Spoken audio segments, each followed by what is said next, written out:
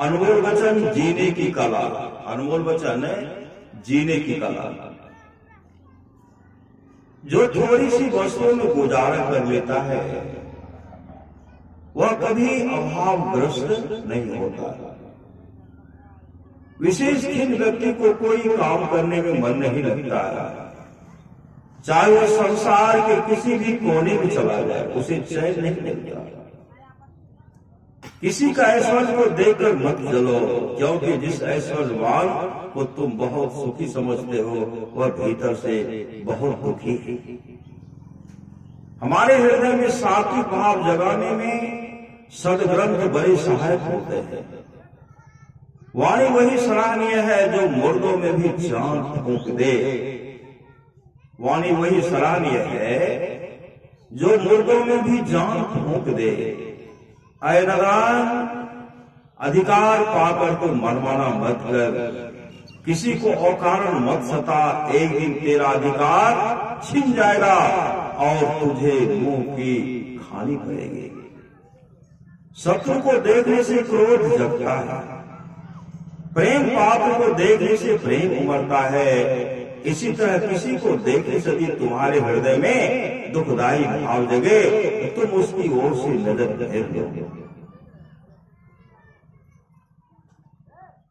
ऐ अभिमानी, तो गुरुजनों का सम्मान कर, उनकी हंसी मत उड़ा, नहीं तो उनकी अशुभ भावनाएं तुझे पतन के गर्त में डाल देगी। हमारे लिए हमारे शत्रु से विशेष खतरनाक वह व्यक्ति है जो हमारे शत्रु को हमारे प्रति उकसाया करता है। अभिमानी को पतन का भय होता है। यदि आप किसी का उपकार न कर सकें तो सिर्फ उसको नमस्कार करें और उसकी प्रशंसा करें, वह आप पर प्रसन्न रहा करेगा।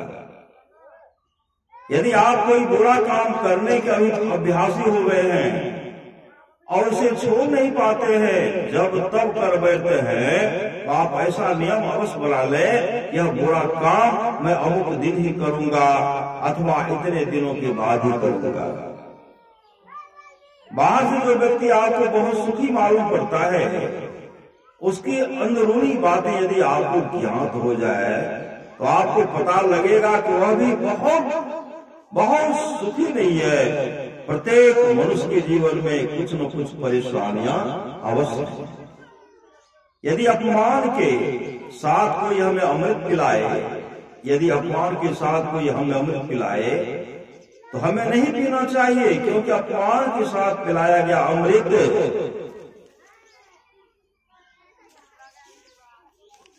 अमृत नहीं रह जाता, विष हो जाता है।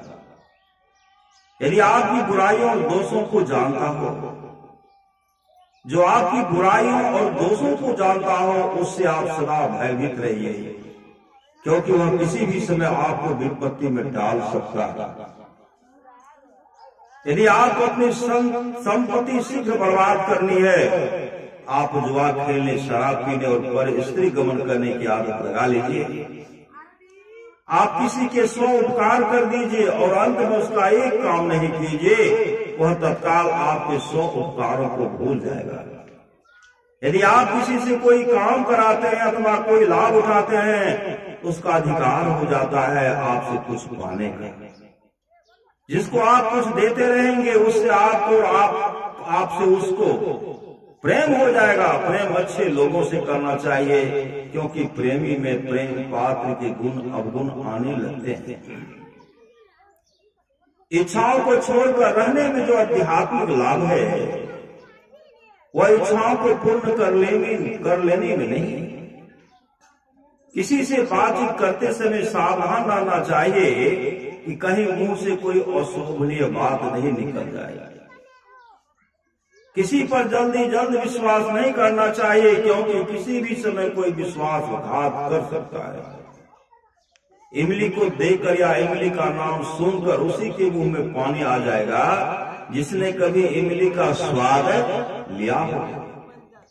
जिस प्रकार किसी देश की सरकार का अपना संविधान होता है, जिसके आधार पर वह देश पर शासन करती है, उसी प्रकार परमात्मा नियमों के आधार पर सृष्टि का संचालन कर रहा है।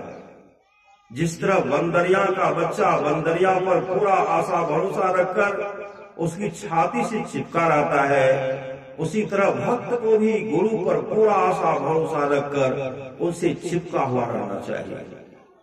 अच्छे कुल में जन्मा हुआ दुष्ट व्यक्ति वैसा ही है जैसा कि कोई व्यक्ति अच्छे कर्मों के फलस्वरूप उच्च पदाधिकारी बन जाए और फिर भ्रष्ट आचरण अपना ले।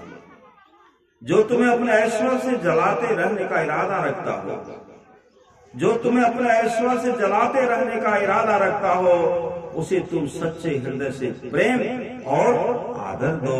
श्री सद्गुरु महाराज की जय।